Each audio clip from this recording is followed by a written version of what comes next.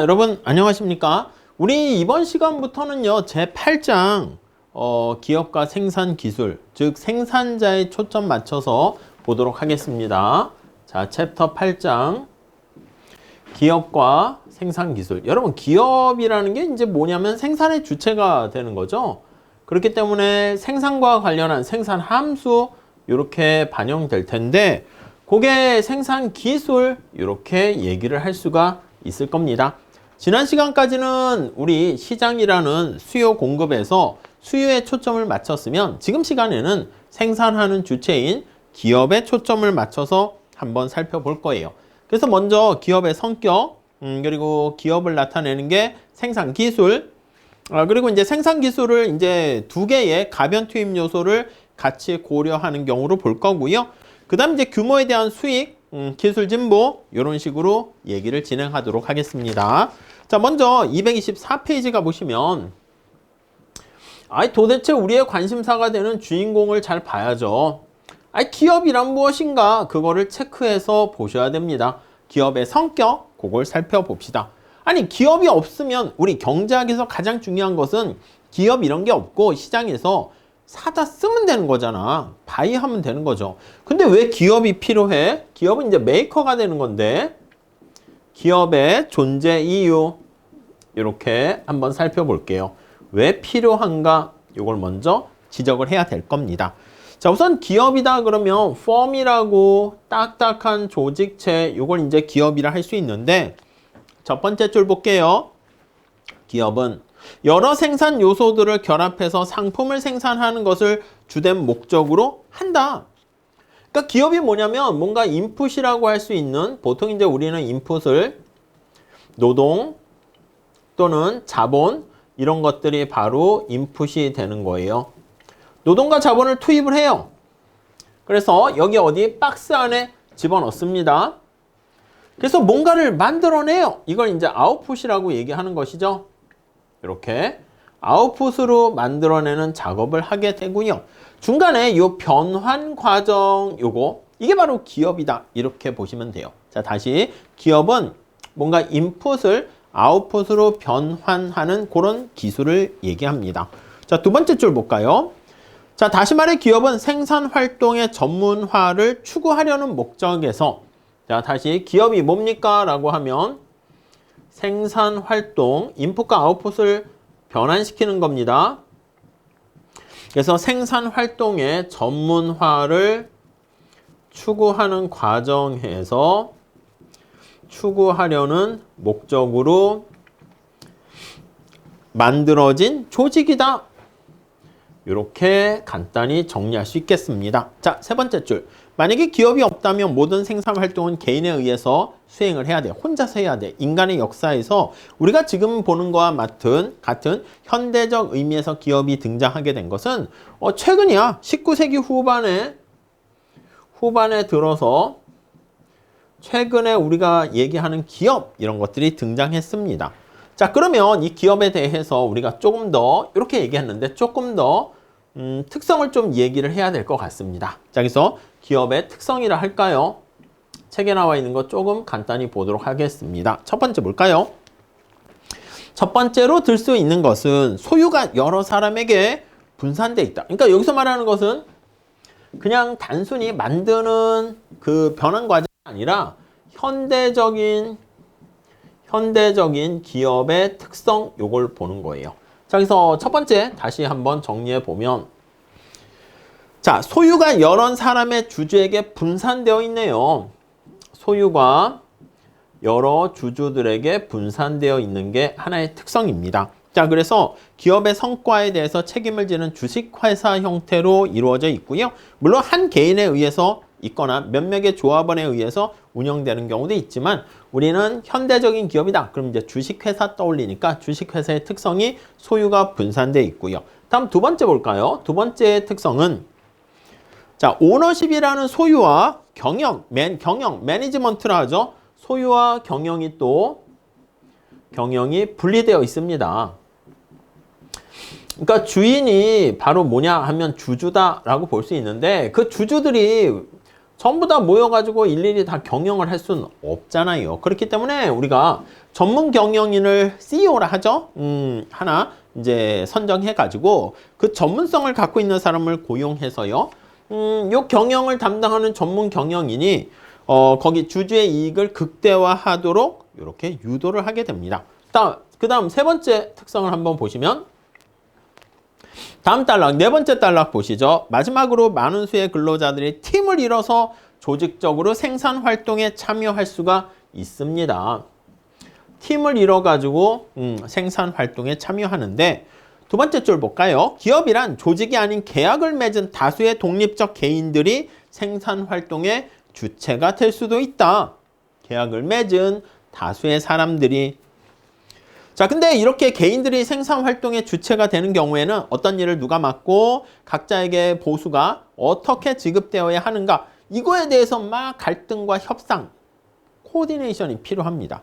자, 그렇기 때문에 그러한 생산 방식은 당연히 비효율적일 수밖에 없으니까 이 기업들은 개개인들의 근로자나 개개인들의 사람들이 모여가지고 계약으로 할 수 있는데 이 계약을 일일이 다 하고 운영하는데 쉽지가 않기 때문에 조정, 코디네이션 하는 역할을 수행하게 됩니다. 자, 그래서 생산 주체들에 관련된 여러 가지 활동 속에서의 비효율성을 제거할 수가 있죠. 자, 그 다음에 우리가 기업이 존재해야 되는 이유 관련해가지고요. 생산 활동이 효율적이 될 수 있다는 게 거기서 찾을 수 있는데 우리 다음 페이지가 보시면 아니 왜 생산 활동이 기업이 주체가 될 때 효율적이냐? 그걸 볼 거예요. 생산 활동의 효율성이 언제 증대가 되는 이유, 증대 이유, 그걸 한번 살펴볼게요. 증대 이유. 뭐에 의해서? 기업에 의해서 운영이 될 때 요거를 살펴봅니다. 자, 첫 번째 볼게요. 첫째, 다음 페이지 첫 번째 단락 보시면 자, 첫째, 기업에 의해 생산되는 경우는 거래 비용을 크게 절감시킬 수 있다. 트랜잭션 코스트를 거래와 관련한 비용이라 하는데 비용을 절감시킬 수 있다. 이렇게요. 자, 살짝 내용 좀 볼까요? 두 번째 줄 보시면 독립된 개개인들이 생산 활동을 할 땐 서로 협조하기 위해서 계약을 체결합니다. 근데 이 거래와 관련해서 계약을 제대로 어떻게 계약을 체결하고 계약이 잘 이행되는가 이런 것들을 체크하는데 시간과 비용이 많이 듭니다. 그래서 누가 어떤 일을 하고 각자에게 어떤 보수가 지급되어야 하는가 그거와 관련한 협상과 계약 체결 과정에서 상당한 비용이 발생하게 됩니다. 계약이 제대로 이행되고 있는가 그걸 감시하는데도 적지 않은 비용이 발생하는데 이 모든 것들을 다 거래 비용이라 합니다. 그러면 기업에 의해서 생산 활동을 하게 되면 이런 거래 비용을 줄일 수 있다라는 측면에서 경제적이고요. 다음 두 번째 보시면 자, 기업이 운영을 하다 보니까 생산 기술 하에서 오늘날의 생산 기술 같은 경우에는 대량 생산을 했을 때 비용 측면에서 이득이 발생합니다. 그걸 우리가 규모의 경제가 발생한다 이렇게 얘기합니다. 규모의 경제. 자, 이게 바로 대량 생산했을 때 이점이다. 이렇게 얘기를 할 수 있는 것이죠. 오케이? 자, 대규모로 생산하는 기업이 상대적으로 더 유리하다라는 걸 알 수가 있습니다. 여러분, 세 번째 줄 보시면 가전제품이라든가 자동차라든가 선박이라든가 이거 엄청난 규모의 사이즈가 나오지 않으면 비용 절감을 할 수가 없습니다. 그렇기 때문에 우리가 개인이 생산의 주역이 되어서 소규모로 생산한다. 뭐 소품종 이렇게 되면 비용 절감 효과를 얻어낼 수가 없죠. 다음 셋째. 자, 기업이 생산 활동을 수행하는 과정에서요, 팀에 의한 생산에서 나오는 이득이다. 그렇죠. 팀별 조별 과제 좋아하세요? 모르겠지만 팀 생산 과정에서 이득이 발생할 수 있어요. 이게 팀 역할을 분업화해서 전문화하게 되면 그게 시장의 원리 아니겠습니까? 그러니까 기업이라는 조직체도요, 직접 그 안에서 그런 효과가 생긴다는 거예요. 자, 팀에 의한 생산이 갖는 이점이란 사람들이 하나의 팀을 이뤄서 생산 활동을 하게 되면서 생산의 효율성이 향상될 수 있다. 이렇게 보시면 되겠고요. 특히 현대의 생산기술팀에서는요. 팀에 의한 생산이 훨씬 더 유리해질 수 있다라고 보시면 되겠습니다. 그 외에 이런 것들 외에 뭐 생산에 필요한 재원 조달의 용이성이라든가 다음 단락에 한번 보시면 어떤 상품을 생산할 체제를 갖추려고 하면 공장의 부지를 확보해야 되고 생산 설비를 구입 설치하는데 대규모 투자를 해야 되는데 막대한 자금 같은 경우 기업이 이렇게 직접적으로 운영되었을 때 주식이나 채권을 발행하고요. 금융기관으로부터 대규모의 자금을 차입하는데 도움을 얻을 수가 있습니다. 자, 마지막 단락 볼까요? 그러면 기업에 의한 생산은 개인에 의한 생산에 비해서 상대적으로 유리한 점. 이거는 이제 긍정적인 이유야. 근데 반대가 또 있을 수 있습니다. 부정적인 단점이라 할까 불리한 점도 있을 수 있죠.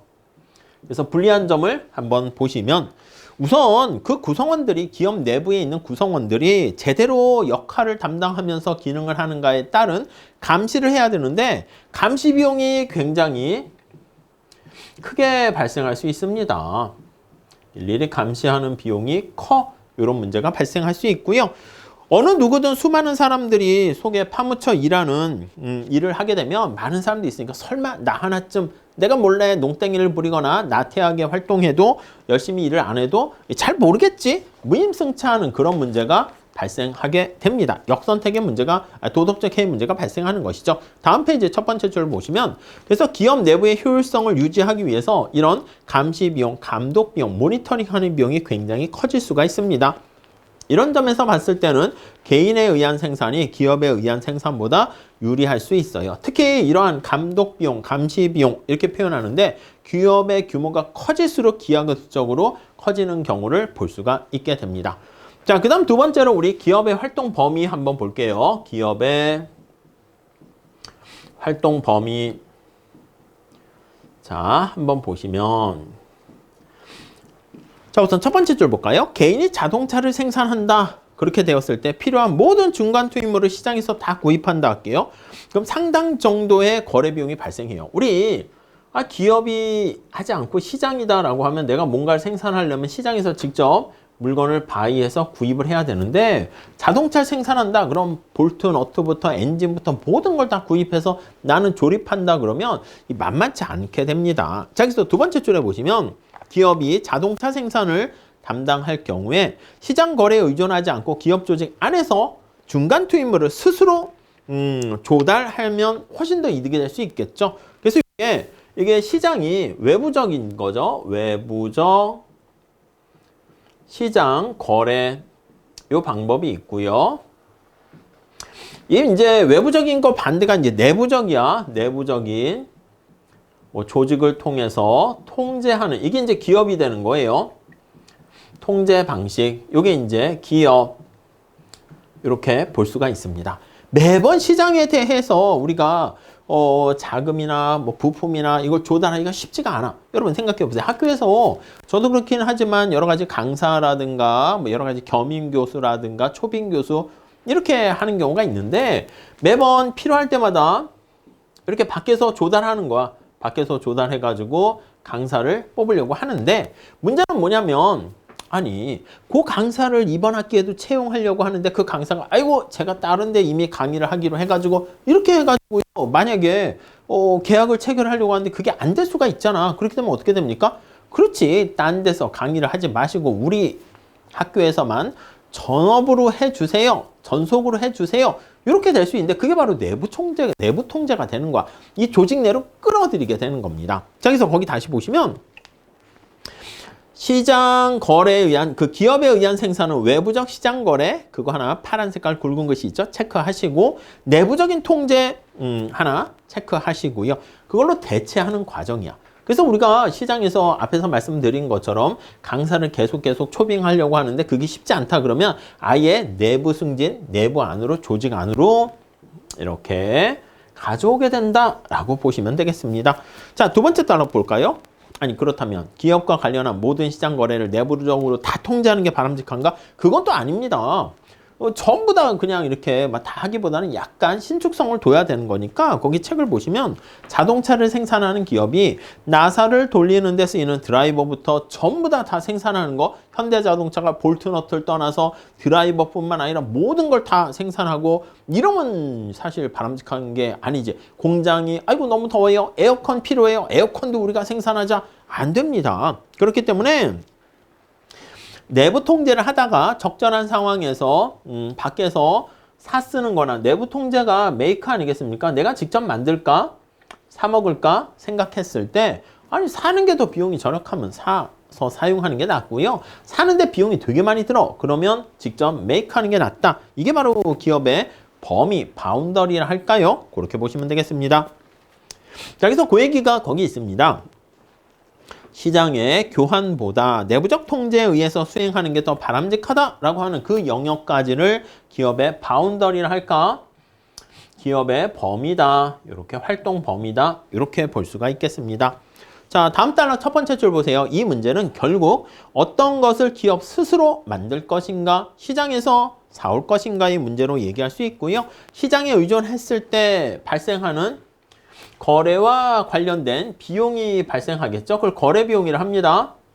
그래서 거래 비용이 만약에 싸, 얼마 들지도 않아. 그렇게 되면 직접 거래를 하는 게 낫고요. 거래 비용이 되게 높아. 그렇게 되면 직접 메이크하는 게 낫겠다. 이렇게 보시면 되겠습니다. 자, 그래서 다시 정리합니다. 다시 말해서 사오는 것보다 기업 스스로 만드는 것이 더 경제적이라고 판단하는 경우에는 내부적 통제에 의해서 그 일을 수행하는 것이 훨씬 더 바람직하다. 이렇게 보시면 되겠어요. 자, 그래서 시장 거래에 많은 비용, 거래 비용이 높게 되면은 내부적 통제에 의존하는 것이고요. 거래 비용이 낮으면, 그리고 메이크 하는데 비용이 많이 들면 직접 시장에서 사다가 사용하는 게 훨씬 더 낫다. 이렇게 보시면 되겠습니다. 자, 그래서 거기 보시면 몇 가지 특이한 상황에서는요, 시장 거래에 많은 비용이 들기 때문에 내부적 통제에 의존하는 것이 훨씬 나은데, 요거 유리한 경우 몇 가지 볼게요. 우선 첫 번째 예를 들 수 있는 게 맨 마지막 단락 볼까요? 특정한 용도로만 쓸모가 있고 다른 용도로는 거의 사용할 수 없는, 그걸 자산, 각주 보세요. 각주 1번에 자산 특정성, 자산 특이성 이렇게 얘기합니다. 에셋이 다른 데는 사용할 수 없는 거야. 여기에만 사용할 수 있는 그런 특성을 갖고 있다라고 보시면 돼요. 어떤 가전회사에서 만드는 냉장고에만, 다음 페이지 가보시면 모터가 있는데 이 회사는 모터를 직접 만들지 않고 다른 회사가 만든 것을 구입해서 사용합니다. 근데 냉장고가 한참 잘 팔리고 있는데 모터 만드는 회사에서 갑자기 냉장고를 만드는데 이걸 시장에서 필요한 특이한 모터가 있다니까요. 이걸 시장에서 사 쓰고 있어. 근데 A 회사에서만 생산하는 그 모터를 여기 딱 세팅을 한단 말이야. 아니 그런데 갑자기 이 회사에서 이 모터 부품 가격이죠, 이걸 높게 부르는 거야. 자, 그렇게 되면 아니 냉장고가 잘 팔려가지고 막 지금 빨리빨리 조립을 더 많이 해야 되는데, 야 너네 말이야 냉장고에서 우리 모터 사용하지 않으면 너네 물건 못 만드는 거 알지? 이렇게요. 반대로 그렇습니다. 가전회사가 냉장고 판매가 잘 안 되고 부진되는 경우에 모터 회사에 가서 얘기하는 거야. 아니 우리 말이야 지금 냉장고가 너무 안 팔려서 힘들어 죽겠어. 그러니까 말이야 너네 모터 납품하는데 이 모터 납품 가격을 이렇게 후려친다는 표현을 쓰죠. 너 그냥 아예 이렇게 낮게 설정해서 우리한테 넘겨. 이렇게 될 수가 있다는 것이죠. 자, 그래서 이게 양측이 서로 계약을 맺었는데 어느 타이밍이 시간이 가게 되면서 서로 화장실 갈 때랑 나올 때 다른 것처럼 뒤통수를 칠 가능성이 있어요. 서로에게 딱 맞는, 아니 그렇잖아요 여러분. 현대자동차 이거 핸들이 있는데 갑자기 이걸 조달을 못하니까 뭐 기아나 뭐 어떻게 다른 자동차에 이 핸들을 그냥 탁 집어넣으면 이 맞지가 않죠, 부품이. 그렇게 생각하시면 되겠습니다. 자, 그래서 거기 보시면 두 번째 단락의 첫 번째 줄에 이와 같은 사례는 양측이 모든 어떤 상황을 틈타서 자신의 이익을 추구한다 라는 거라 해서 기회주의적 opportunistic behavior 이렇게 합니다. 기회주의적 행태 이렇게요. 그러니까 기회주의적인 행태를 보일 수가 있기 때문에 자, 이들을 적절한 조건에 합의하고 합의 내용을 이행할 수 있는데 이 비용이 많이 든다 할게요. 그러면 됐어. 그냥 다 하나로 그냥 사들여 이렇게 하는 거죠. 그러니까 냉장고 회사가 힘이 세버리면 모터 회사를 아예 사버리는 거야. 그래서 자기가 알아서 다 내 거니까 조정을 할 수 있겠죠. 다음 두 번째 보시면 자, 둘째는 세 번째 단락이죠. 시장의 여건이 안정돼 있지 못하고 매우 유동적일 때도 거래 비용이 많이 들 수 있습니다. 그래서 여러 가지 돌발 사태가 발생할 가능성이 있을 때는 계약을 맺을 때 아니 이게 시장에서 거래를 통해서 계약을 체결하는데 계약의 모든 것을 다 집어넣기가 쉽지 않잖아. 어떤 상황에 어떤 상황이 될 줄 알고 계약합니까? 케이스 바이 케이스로 이럴 땐 이런 계약, 이럴 땐 이렇게 조건을 너무 많이 할 수가 없어요. 자, 그렇기 때문에 거기 다 대비할 수 없어서 예측하지 못한 일이 발생하게 되면 한쪽이 계약 내용을 자신한테 유리하도록 해석해서 이득을 볼 수가 있는데 이런 경우에도 시장 거래에 많은 비용이 따르게 되니까 기업 안에서 내부적인 통제에 의해서 해결하려고 한다. 그러니까 이거는 자산 특이성은 요 A 기업과 모터 기업과 B 기업의 냉장고 간의 계약과 관련한 얘기고요. 두 번째는 바로 뭐냐면 시장에 어떤 여건이 안정되지 못하고 유동적일 때 불확실할 때 이렇게요.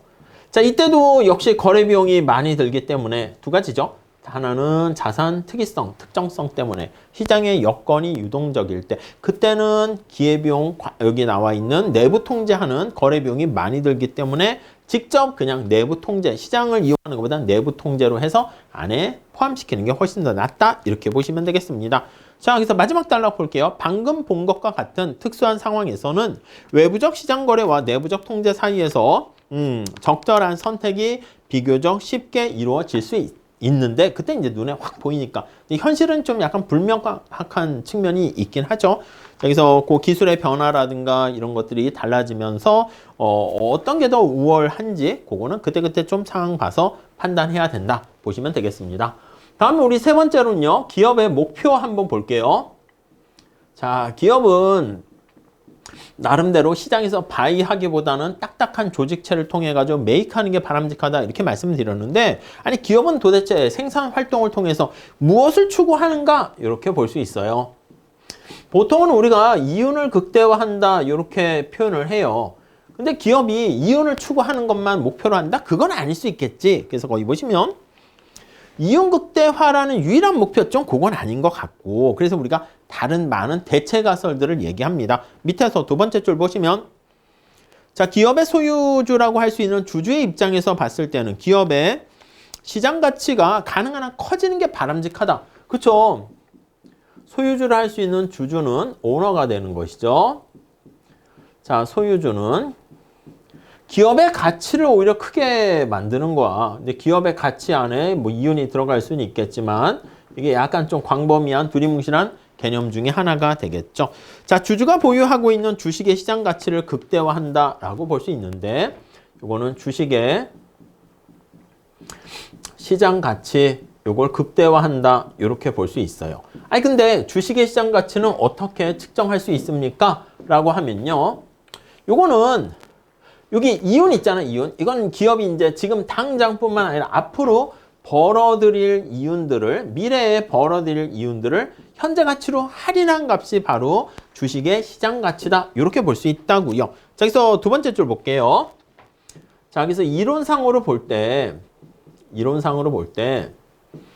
자, 불확실성이 존재하지 않고 미래에 발생하는 이윤의 흐름이 다 알려진 상태에서는 그러니까 정보가 다 알려진 상태야. 불확실성이 없어요. 이렇게 다 알려진 상태에서는 기업의 시장 가치는 그 이윤의 흐름에 이윤이 앞으로 계속 발생하지 않겠습니까? 현재부터 이윤 흐름에 현재 가치 합 이렇게 해가지고 우리는 기업의 시장 가치 이렇게 나타낼 수 있을 거예요. 그러니까 삼성전자의 뭐 시장 가치다, 주식 가치다 이러면 삼성전자가 앞으로 매년 벌어들일 이윤이 있지 않겠습니까? 먼 미래에 발생하는 이윤까지 다 디스카운트해서 현재 시점으로 가져와서 다 할인해가지고 서메이션 한 것이다. 이렇게 보시면 돼요. 그런 의미에서는 이윤의 흐름이 올라가면 주식의 가치가 올라가고 시장 가치가 올라간다. 이렇게 얘기할 수 있겠죠. 그러니까 다 이윤과 관련돼 있다. 이렇게 보시면 되겠습니다. 자, 그러나 두 번째 단락 볼까요? 자, 229페이지. 오늘날의 기업처럼 소유와 경영이 분리된 상황에서는요. 기업의 이윤 극대화 이외에 다른 목표를 추구할 수 있습니다. 이렇게 딱 볼 수 있는데 오늘날 소유와 경영이 분리돼 있죠. 경영이 분리돼 있기 때문에 아니 모든 주주들이 다 모여서 삼성전자의 운영 방안을 다 얘기할 수 없는 거 아니겠습니까? 그래서 전문 경영인이 나와서 전체를 대신해서 운영을 하게 됩니다. 자, 이거 전문 경영인 CEO라고 하면 CEO가 이제 대리인의 역할을 하는 것이죠. 자, 그래서 본인 주인이 바로 누구냐면 여기 나와 있는 주주, 소유주가 되겠고요. 대리인 역할 하는 사람이 CEO가 될 텐데 이 CEO가 항상 대리인 역할 하는데 여기 나와 있는 주주를 위해서 일을 하지 않을 수가 있습니다. 이렇게 분리되어 있으니까 이렇게 목적이 다를 수 있어요. 그래서 주인과 대리인의 목적이 달라서 발생하는 대리인 문제라고 하죠. 자, 그래서 항상 주주의 이익만을 봉사한다는 보장이 없고요. 다섯 번째 줄 볼까요? 전문 경영인은 네 번째, 기업의 안정적 성장, 그리고 경영자로서의 영향력이나 특권, 기업의 사회적 이미지 이런 데에 관심이 있을 수가 있어요. 그래서 이윤 이외에 다른 목표를 가질 수가 있어요. 목표를 추구할 수도. 이거는 저 뒤에 이윤 극대화 측면에서 다시 얘기할 거야. 챕터 10장입니까? 거기서 다시 볼 거예요. 그래서 이윤 이외에 다른 가설들, 대체 가설들 얘기하긴 하는데 그건 뒤에 다시 보도록 할게요. 아무튼 1절에서는요. 보통 미시경제학에서는 이렇게까지 언급을 안 하기도 해요. 근데 사실 되게 중요한 문제고요. 오히려 뭐 이런 것들은 뭐 대학원 가면 더 많이 배울 수도 있긴 하는데 기업이란 도대체 무엇인가? 그리고 로널드 코즈의 거래 비용 측면에서 메이크 할 것인가, 바이 할 것인가. 그래서 기업의 바운더리라 할까요? 활동 영역은 어디까지를 기업의 활동 영역이라 할 것인가. 그리고 기업의 여러 가지 목표에 대해서 간단하게 살펴봤고요. 우리는 이렇게 디테일한 내용으로 하기보다는 기업은 앞에서 말씀드린 것처럼 생산과 관련한 인풋과 아웃풋과의 기술적인 관계, 거기에 초점을 맞출 거예요. 오케이? 그러니까 사실 기업은 더욱더 많은 내용을 담고 있지만 우리는 2절에 나와 있는 생산, 기술 이렇게 한정해가지고 기업에 대해서 정의 내리고 우리가 살펴볼 거다라고 보시면 되겠습니다. 자, 그 얘기는 다음 시간에 이어서 할게요. 감사합니다.